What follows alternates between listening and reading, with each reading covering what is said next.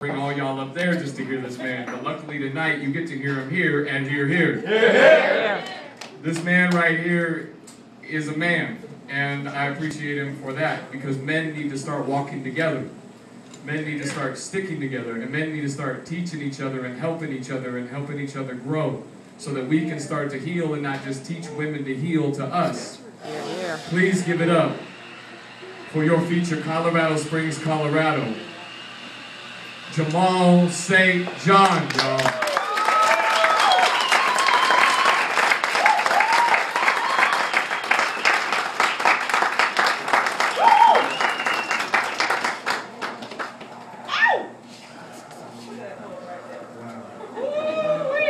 Good evening. Wow. That's an intro. That's a wow. Longest intro ever. Just not used to that. Thank you, man.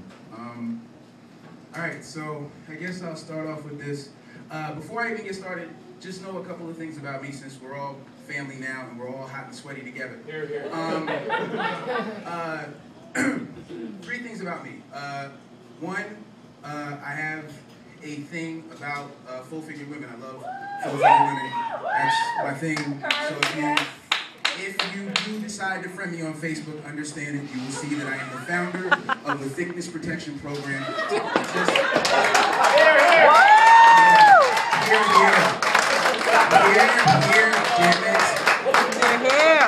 God damn it. Love you, women. God damn it. No, don't watch out for them. Just get them when you see them. And they can't run from you because it's easy to catch them. They can't outrun you. So that's another good thing about them. But the other thing is,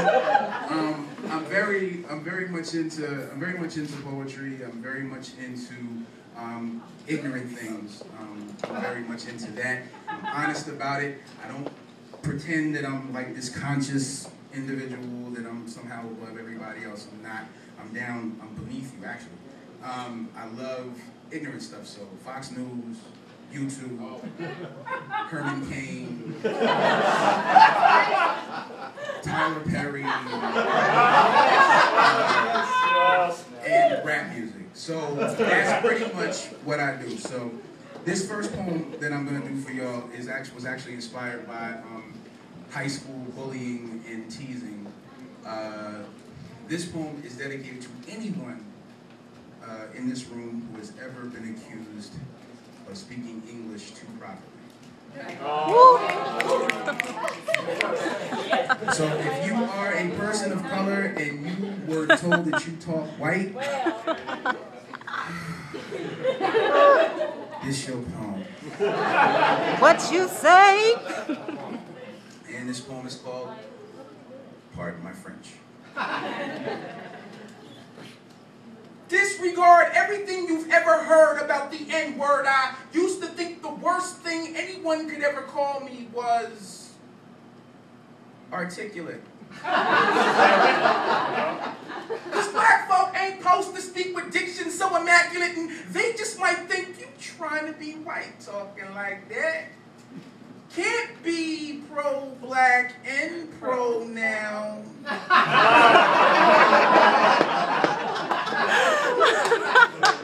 Homeboy, I think you need to learn how to smarten up and dumb down. See, this is us.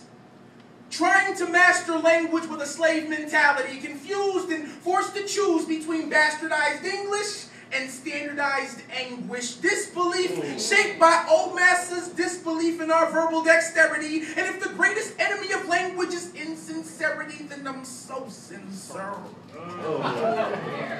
I'm so sincere with these words, because for so long I was told that I couldn't speak the language due to my lips possessing a certain negroid thickness. Now I'm a victim of the ebonic plague, and there's no known cure for the sickness, told by black middle class and English class to show some class and talk proper.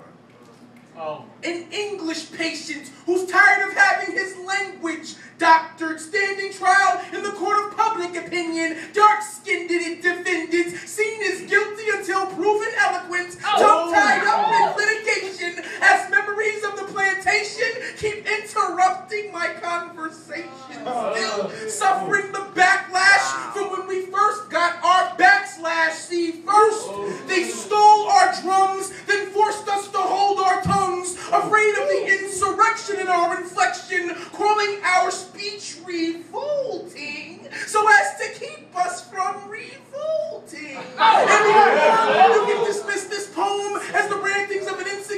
go. Bear in mind that I've seen old notices for runaway slaves that read, "Caution, speaks relatively good English for a Negro." Wow.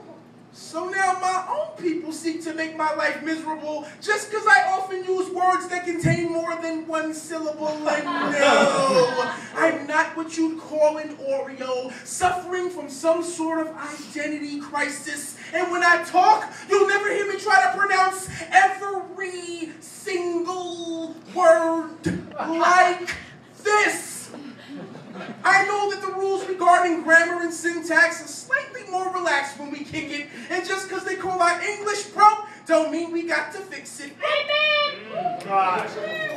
As soon as white folks started telling me that I speak well, I had to start living my life on the DL, because black folk tend to view proper English as an alternative lifestyle. Had me thinking that enunciation was an abomination in the eyes of God. Forgive me, Father, for I have conjugated. And as much as I hated to break the news to my people, chose to out myself rather than doubt myself, came out of the closet and told the whole damn world, yeah, I'm bi.